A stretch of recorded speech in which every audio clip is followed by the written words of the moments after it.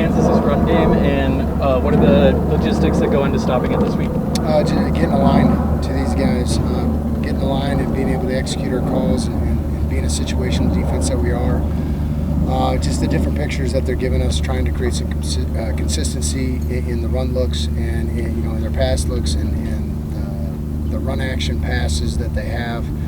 They do a great job of packaging their calls, so we got a challenge this week. How misleading do you think that their record is? Oh, I mean, just look at it. You go to the UNLV game, they're driving to go up 18 points at halftime. They throw a pick that it's literally a 14-point swing right there. Instead of being up by 18, they're up by 4 at halftime. At the end of the game, they're moving the ball. They're about 15 yards from field goal range, and they get a penalty on 4th and 1. They're driving to literally win the game. They get a penalty on 4th and 1, a 15-yard personal foul, and then the game's over. And then, Illinois, they got 3 turnovers. They give up 3 turnovers. One's a pick 6, and that's a 1-score game. I mean, this team might be the best team we've played all year, and that's the way we're approaching this week. Kansas is a team where their offense and its speed can really fluctuate, going fast, going slow. What's the game plan for controlling the speed of this game? Well, I mean, it really doesn't change from week to week. I mean, we see tempo, non-tempo, we see shifts, motions, we see all those things from our offense as well. So, I believe we're going to be well prepared for it.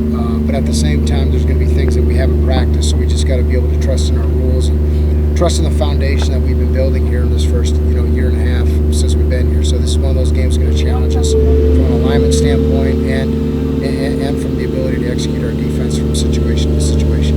Is Jalen Daniels the most mobile quarterback that you've seen so far this year? Absolutely. What are some of the ways a guy like that can stress a defense? Just his be able to improvise, his athletic ability, he's able to keep plays alive. He's very difficult to sack. He's very difficult to get TFLs. He's one of those guys that has an innate ability that he wants to make the big play, and those type of quarterbacks are always the most scary. There's some quarterbacks that kind of feel like they're put in the box and they just got to execute the offense. Anything outside of that is not what they do. This guy is a guy that improvises, and his athletic ability and arm strength, and his moxie and his competitiveness, all those things combined make him a big challenge for us. Your corners have played a ton of snaps. Where does getting LT back help? Oh, big. Yeah, a guy that has 3 years of experience playing in college, has played against some of the best competition, in the country, and getting a guy that has that kind of experience can be able to make our corners be able to run and play a lot faster over the course of a game. How does Kansas's run game, along with Kansas's threat to run with his legs, affect their passing game? How does it strengthen that part of it? Yeah, just his ability to improvise.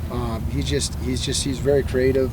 They do a great job of getting him outside the pocket, and giving him the run pass option even on 5-step and play action passes. So he'll drop back if his first option isn't open. He's going to create.